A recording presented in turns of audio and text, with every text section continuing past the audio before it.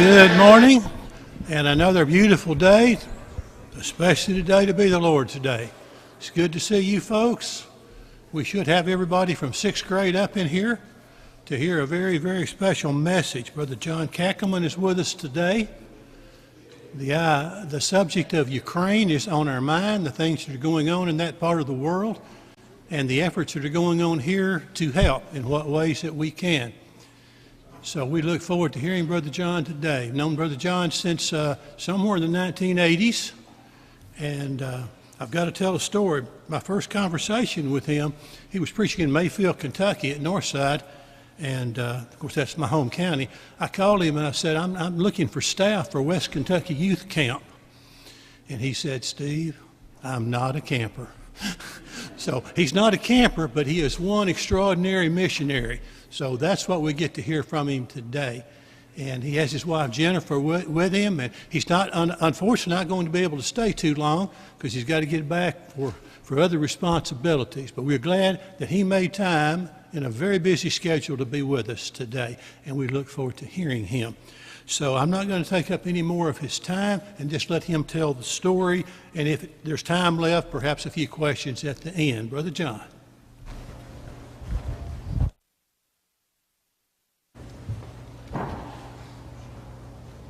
Brethren, it's good to be back with you, and I've a special place in my heart for the North Lexington congregation. I have known you for many, many years. I've forgotten how long I've known you.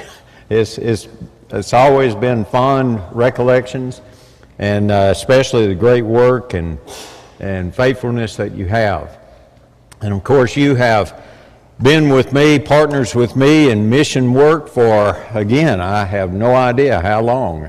I think since '94, but I'm not exactly sure of that.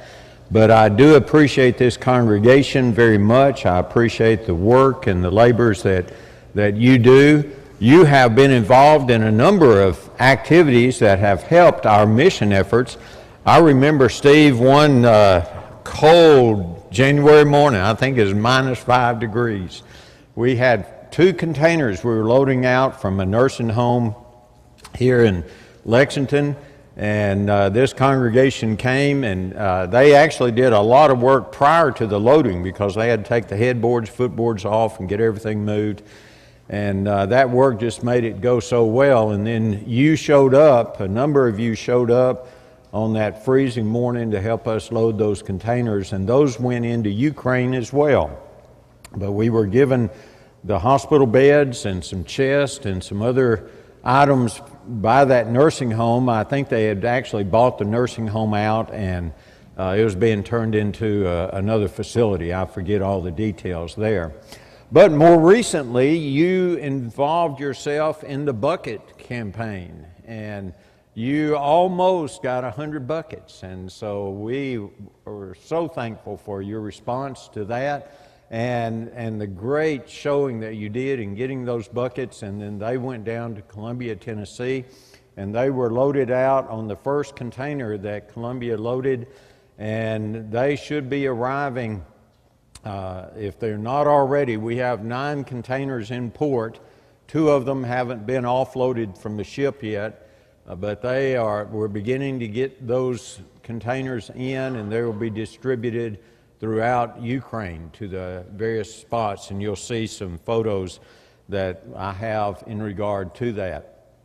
Let me make a point that with the ongoing military action over there and the easily accessibility of what I'm saying today and others are saying as well, we have been cautioned and guarded about what we can say. And you'll see in the photos that some faces of the military have either been they deliberately cropped them out or they've got a mask over them. But that is for security reasons and safety, and we respect that. And so I just want to give you a heads up as you see some of those photos that will be coming. Before we begin, you pray with me. Our Father and our God in heaven, we're so thankful for the blessings you've given us. for the salvation that we have in Jesus Christ, for the fellowship that we have within His body, the church. Father, I'm especially thankful for this congregation of your people that meets at this location. Thank you for their faithfulness and their diligence and their efforts to strive to follow you in every way. Be with us as we continue to do your will and to serve as Jesus would want us to serve. In Jesus' name, amen. Okay, let's start. This was the first greetings I had whenever I got to Poland in late February, early March. Here was a mama and a daddy. They were about to be deployed to the front lines on the eastern province. They're dropping off their little 2-year-old with their grandmother. Now, I do not know the disposition or the status of this mama and daddy, but that picture just spoke a lot to me as to what was going on over there. And that is something that I hope we over here will never have to experience, but it is the situation that we have there. Let me just briefly tell you about the refugees, and this man is a refugee. He is an invalid. He is wheelchair bound. This man was brought from one of the eastern oblasts, and at this point he is in Poland. But the refugees were streaming out of Ukraine going into Poland. Over 3 million have gone into Poland at this point.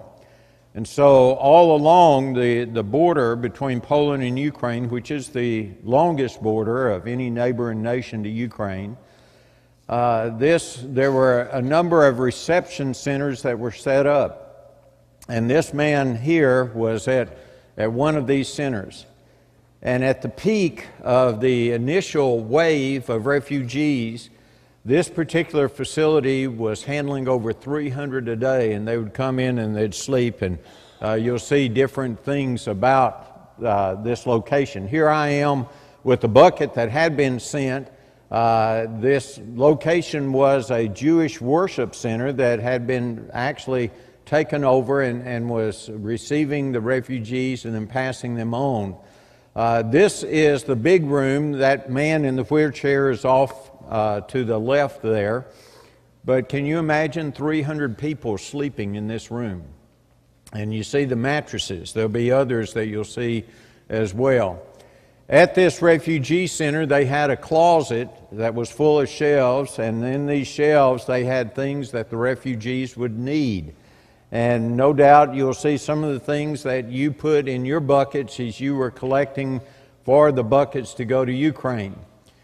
There were a number of leftover items that were given to us after the buckets were all filled, and we have boxed those up, and they have been shipped over separately, and they will be put in distribution centers like this where folks can go and get them. One of the things that struck me the most as I was looking at the refugees is the total absence of men. And that's because Ukraine has forbade anyone from 18 to 60 to leave, any male 18 to 60 to leave. And so you have a lot of mamas that have their kids, but there's no daddy around. And here's a lady that I took a photo of, and as you can see, she's got 4 children there. They're at a refugee center outside of the Ukrainian border, not far from that. And at this particular refugee center, they were cooking. There was a chef from Switzerland. He was an award-winning chef, and he had brought his cooking gear down, and he was cooking for these people free of charge. As I would walk from place to place and go to different locations, I was impressed at the overwhelming support that the European nations were given to the refugees and the situations that they were facing. Now here's an interesting group. These are fellows from Sweden, Stockholm, and they were part of my unit over there. Now the interesting thing, I'm going to try the pointer here. The interesting thing All right, this guy's name is Samuel. This guy's name is Benjamin. Of course, here's John. Here is Noah. I don't know if you ever knew what Noah looked like, but that's Noah right there. This guy right here is named Jorgen. And I said, Jorgen, what would that be in American? He said it'd be George. I said, Jorgen, what's wrong with this picture? Here we've got Noah, we got John, we got Benjamin, we got Samuel, and now we got George. I said, you're kind of sticking out among the group here. And they got a big laugh out of that. But now Samuel was he was a big Swede. We called him the Viking. You can see his statue standing next to me. Very gentle man though, but he had a lot of talents in that. In this photo, besides Samuel, is a lady by the name of Sharita Steinberg. Sharita is the one that is helping us. She lives in New Jersey. She's helping us with the logistics and with the transportation. Next to her is Tanya, my translator. All right, here's one of those photos I was telling you that we had to mask over the face of the man involved because of security reasons. These are 4 pallets that we airlifted out of Atlanta. We've tried to get the U.S. government to help us, but we've received no help at all from the U.S. government. In other administrations, we were given access to C-130s without hesitation, but we have been told that the government's taking care of this, and so thanks, but no thanks. And we told them, look, we've got these out. At this point, we had probably 50 containers.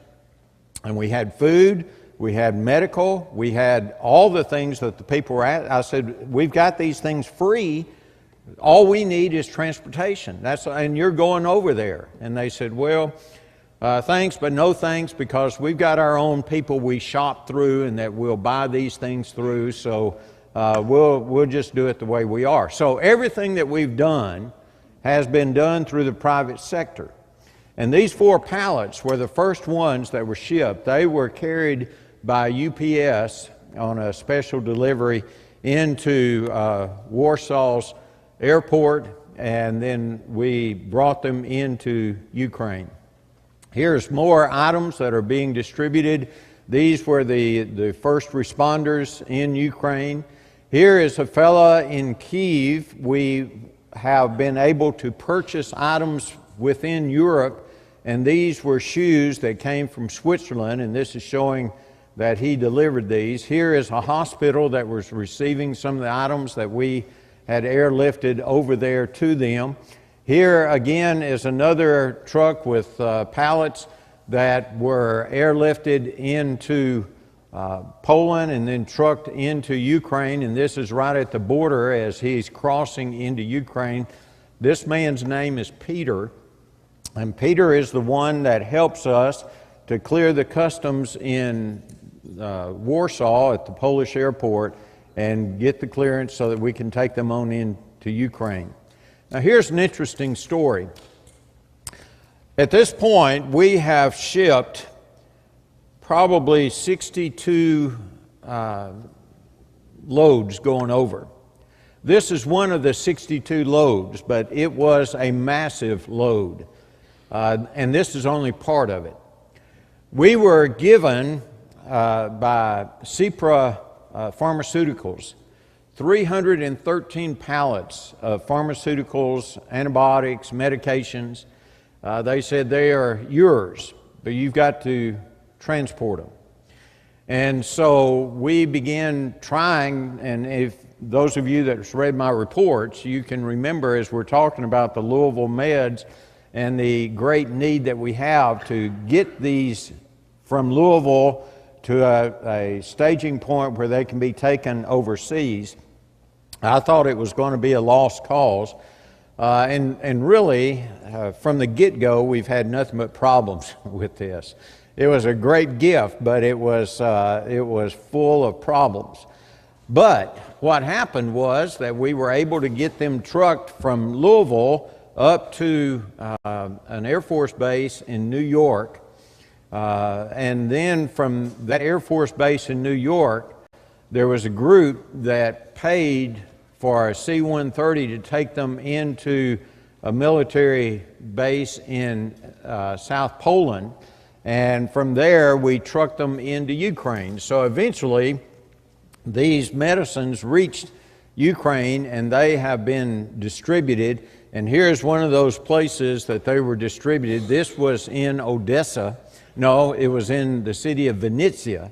And Vinnytsia is kind of the collecting point for those in north Ukraine, and so they are going to take these and they'll distribute them to a number of other places as well. Last report I got was that through this one distribution to Vinnytsia, over 90 hospitals had been helped. And that's just one of I don't know how many locations. We're sending some to Odessa. There'll be some that are going to Lviv. There'll be some in Ivano-Frankivsk, and so these are going all over. So whenever I say we've had 61 shipments, 62 shipments, this one right here, 313 pallets, most of the shipments that we're talking about are in the Seago and cargo containers like we filled on that cold January morning, and they would hold 20 double-stacked pallets. So we're looking here at 313 pallets. So you do the math and you can just see the significant impact that is being made there. These next photos are photos that were taken and sent to me from the cities of Kharkiv, from the cities of Kyiv, from the cities of, I think we even have some from Mariupol before it was completely overrun, but it's not completely overrun yet. This is a underground room where 200 children and adults stayed for 2 months. And when I got over there, these children and adults had very minimal food that was being brought to them. And so we were able to get food in there, but for 2 months, they did not get out from underneath the ground. They were under there completely. And the situation is, you can imagine what it would be like. And then just by yourself, it would be terrible, but can you imagine 200 children in that one room for 2 months? So it was not a very good situation at all. Here, the next set of photos are those of distributions. We were given several loads of baby formula, which I guess would be high market value today from what I'm reading. But these were urgently requested because the maternity hospitals had nothing. Let me just explain to you, prior to the invasion, Ukraine's medical, their pharmaceuticals all came from Russia. And so whenever Russia invaded, they cut off any kind of medical support. So everyone in the hospitals, they only had access to medications and treatments according to what was in their own inventories. And many of those were very slim. And in the maternity and baby hospitals, there was a critical need because there was just not ample food made available. Now, this particular lot was going down to Odessa. In Odessa, we were informed of a home that elderly were being kept in. Odessa, as you've no doubt read, has been under attack, bombardment from the sea. And so many evacuated. As families evacuated, they had their elderly parents, grandparents, they had invalids that they could not carry. So these people were put in a particular location. Again, there was no food going into Odessa. And some of those in this condition were on a very special diet, some on a liquid diet. So some of the baby formula was taken down there to these folks as well.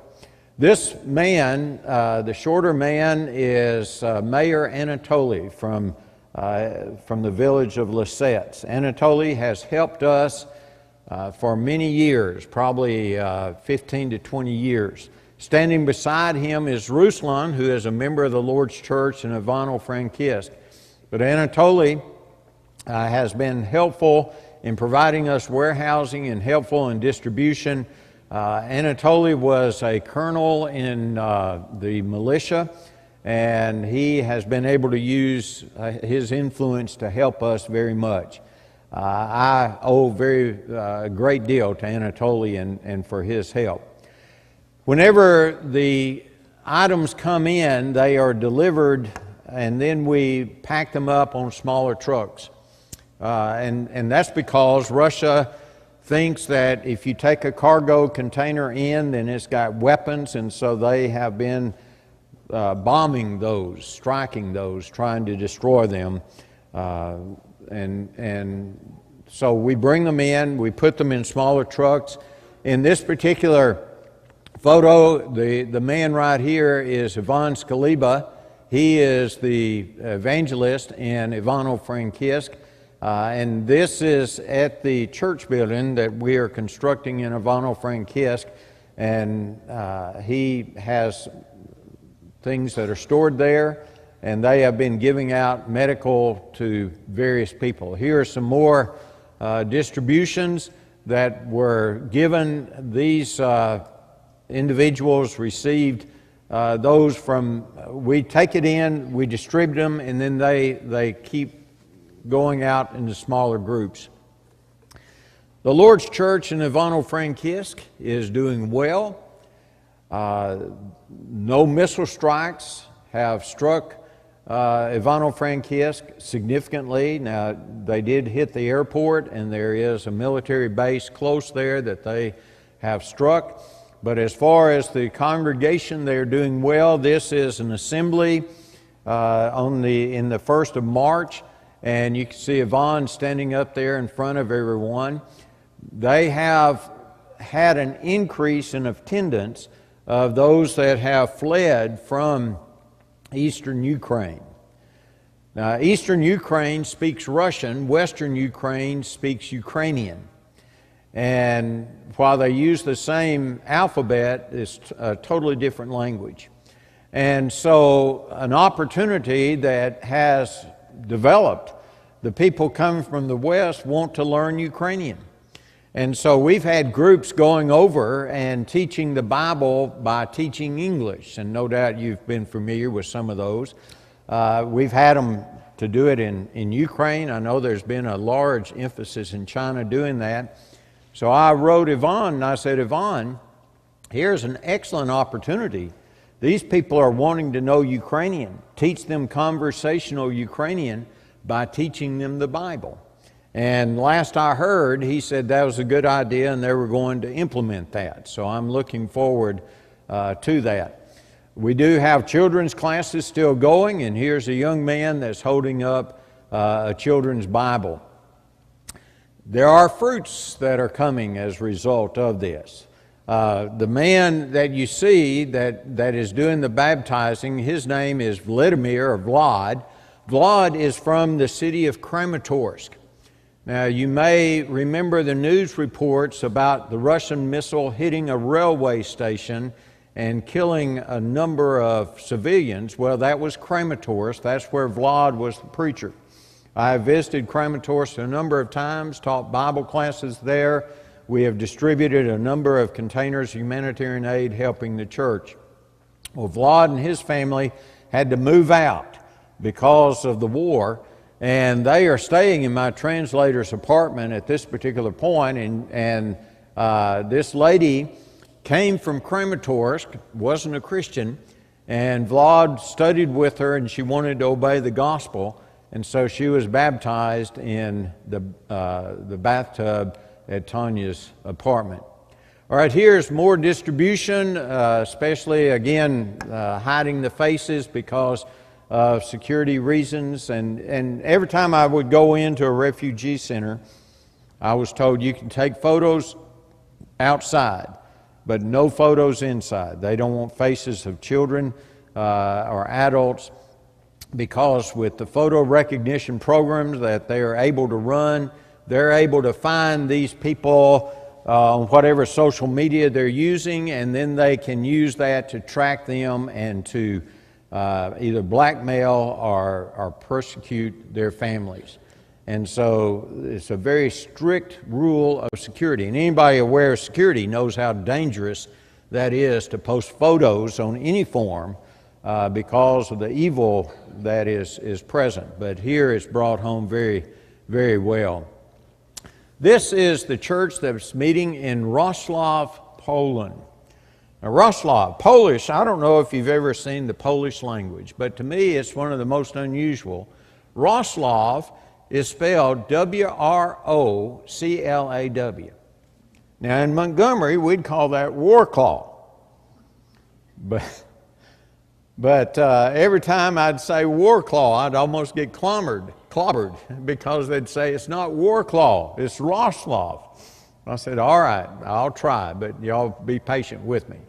But I was able to meet with these brethren. They're a small congregation. I thought the church in Poland would be very strong. Do y'all remember in 1980 when Poland had that great famine, the Lord's churches in the U.S. made convoys taking food into Poland and distributing that. And I thought, well, surely as a consequence of that, we're going to see, the church strong. Well, there's only 4 established congregations in Poland, and those 4 may number as many as 20, but no more. And so I was very disappointed in that, and later on I come to find out the reason is that Poland is a very strict Roman Catholic nation. And in the marriage ceremonies, whenever the Polish citizens get married, they have to swear that they are going to raise their children in the Roman Catholic faith. And so that explains a little bit as to why the church is not as strong as it should be. But anyway, there are 4 congregations. This is the one in Wrocław that many of our sisters from Western Ukraine have attended. Now in this, you'll see this family right here. That's the mama, and there's the son and the daughter. Their husband is back in Ivano-Frankivsk, but they are just a microcosm of what you see all over, where all of the families are broken up and they are unable to be together.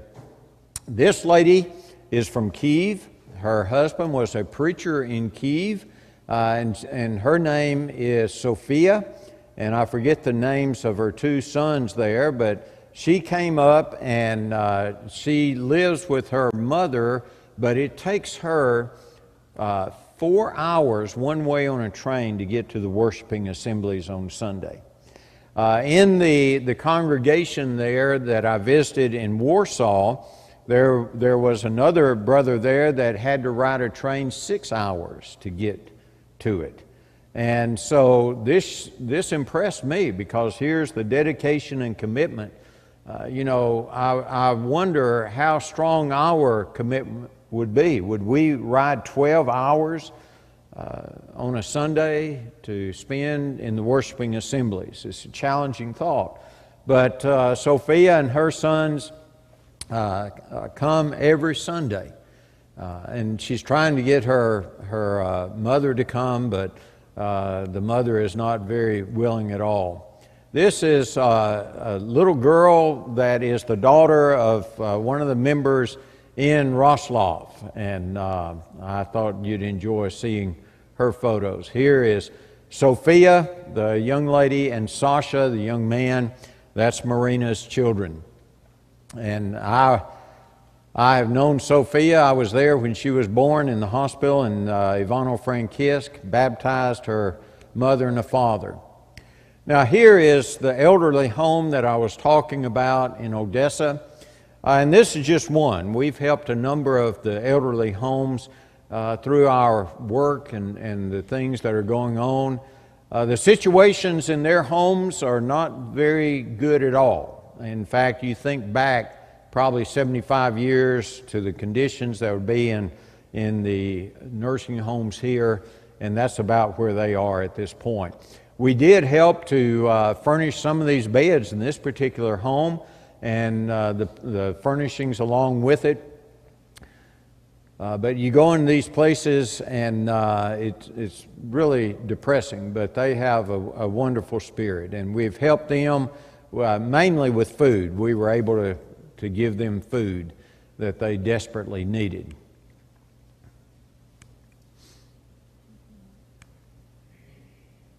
Okay, here again we go back to the refugees as they were exiting out of Ukraine, going into Poland. Many of them, this is a gymnasium. Many of them would come into a gymnasium, and there they would spend up to 3 days. And then they would have buses that would come, and these buses would be assigned to take them to particular camps throughout Poland. And then from those camps, they'd be going on to another and another. And so their life was full of instability. And for many, this would be the first night that they would spend after they left Ukraine. It would take them up to 4 to 6 days to get out of Ukraine. And after those days, no telling where they'd sleep. Most of them would sleep on the side of the road. If they were in a vehicle, they were able to sleep in the vehicle. Some were fortunate enough to get a train going into Poland. But the accommodations here are just emergency. Here's another gym, as you can see it.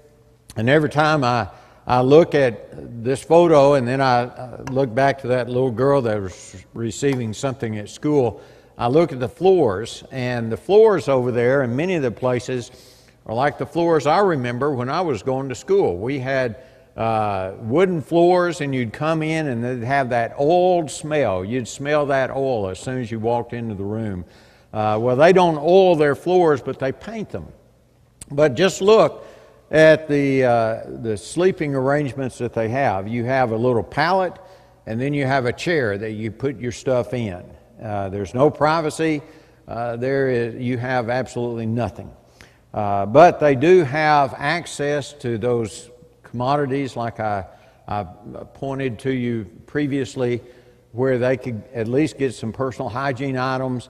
And then whenever they were able to find a shower, they were able to get cleaned up. But can you imagine taking your family and then you begin with something like this? And the children don't know what's going on. One mother with tears in her eyes looked at me and she says, "What do I tell my children? They ask where we're going." And she said, "I can't tell them because I don't know where I'm going." This is just the turmoil and the chaos that's going on in this particular time. This is a refugee center in Warsaw. Whenever I first arrived, I was taken to this location. It's the floor of a coliseum, and there were just cots after cots after cots. Now in the Coliseum complex, they did have medical services that were set up. They had supply stations where the people could get some commodities that they would need. They would have feeding stations where the people were able to get a hot meal. But can you imagine sleeping there? And again, this would be from 3 to 4 days, and then you'd get on to a transport and go somewhere else. In our buckets, or on our buckets, we will put this sticker. And what this sticker says is here at the bottom, that's Churches of Christ. This is in Ukrainian. And so we were thinking some of these people, they don't know what the church is. At least they'll know our name. So we put the name, this sticker on every bucket so that they will get that. And then up here in Ukrainian it says, "The church where everyone is loved." And so that went on your buckets. They're over there now, and that goes on everything that we send out. One of the military guys said, "We're going to put your name all over Ukraine for the help that you're giving." I said, "No, don't put my name, put the Churches of Christ on there."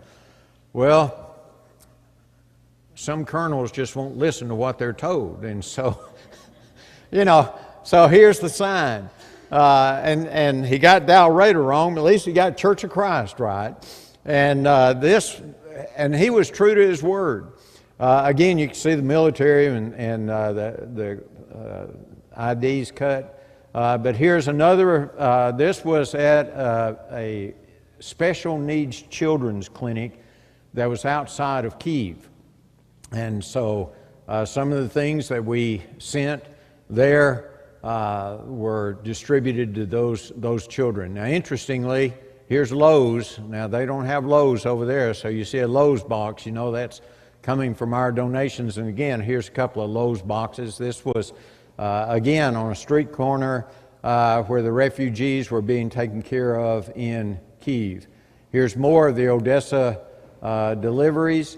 Here is delivery of, these are baby aspirins that the troops were taking into some of the maternity hospitals and baby hospitals in that area.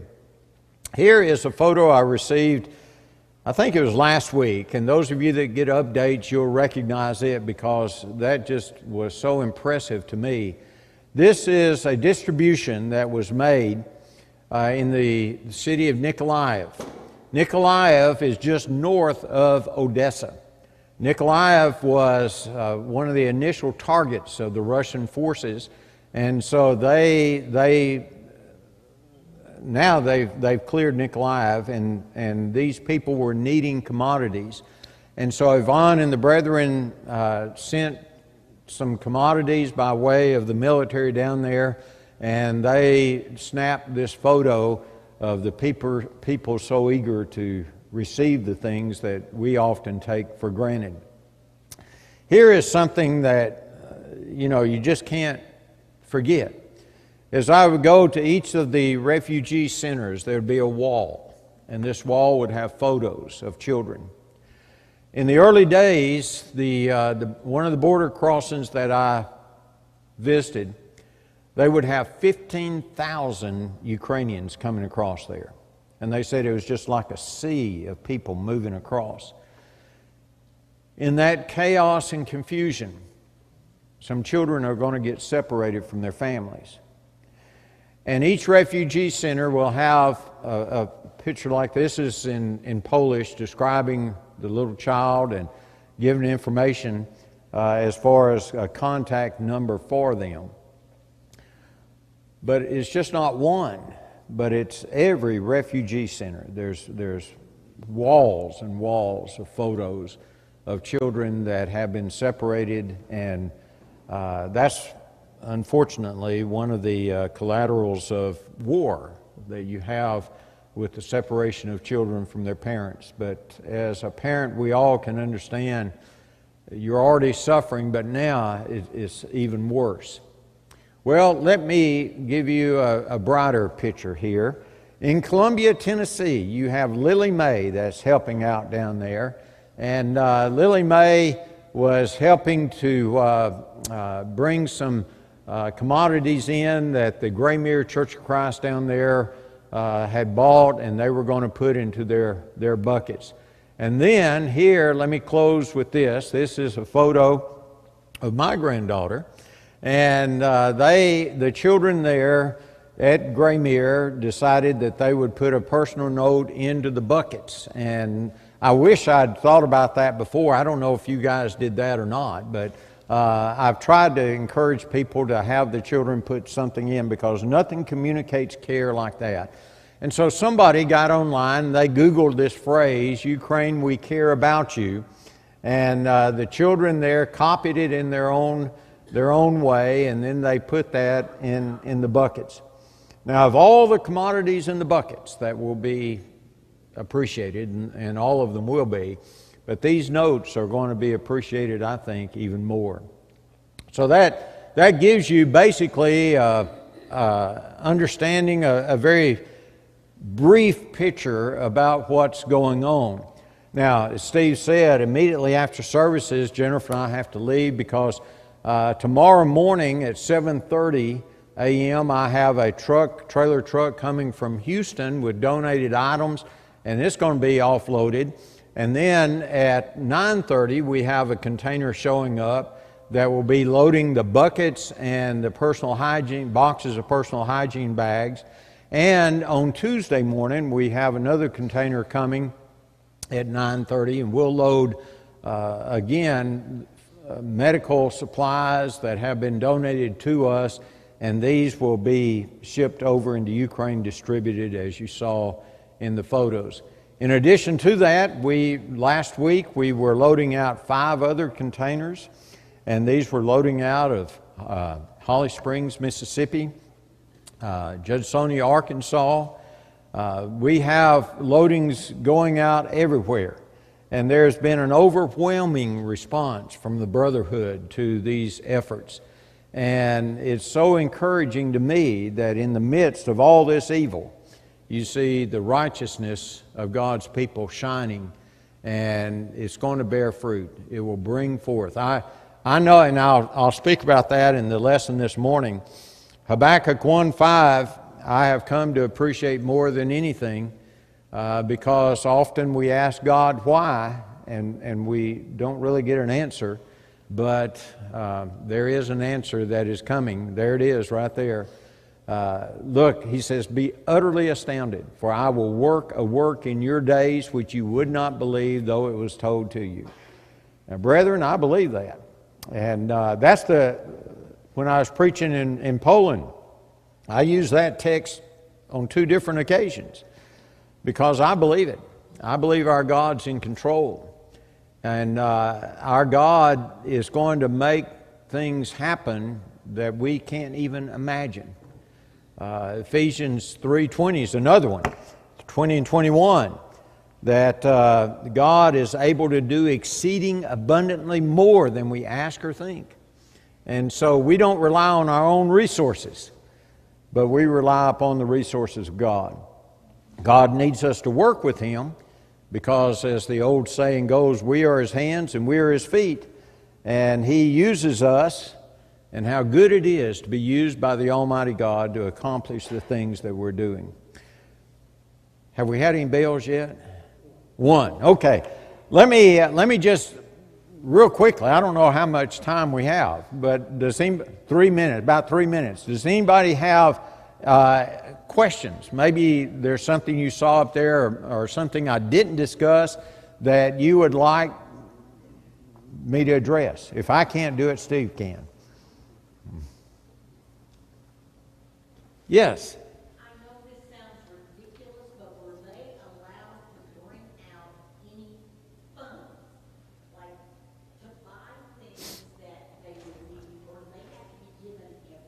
Okay, the question was, were they able to bring out any funds? And the answer is, depending on what checkpoint they went through. You've all seen the situation in Mariupol. Russia had some checkpoints there, and the people were trying to get out, civilians, and they would take everything from them, even their clothes, and send them off. But in answer to your questions, yes, some were able to do that, but they didn't have that many funds available. And so yes and no on that, depending on where they went. And again, evil is present wherever man is present. So unfortunately, there were some that took advantage of the situation. Now, I will say Poland has done an amazing thing, because as the refugees came over, Poland, the private doctors and the clinics and the hospitals, many of the restaurants, public transport, all is available free to them. And they have been allowed housing at a discounted rate.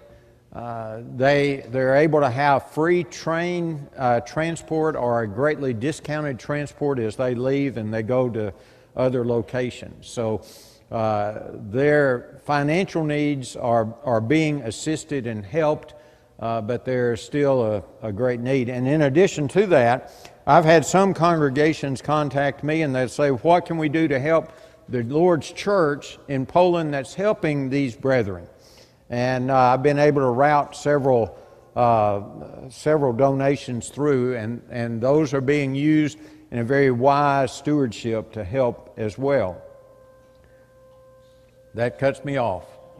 Okay, well, thank you, brethren, for your help, for your support, not only in this, for many, many years that we've been together in the Lord's work. I appreciate this congregation.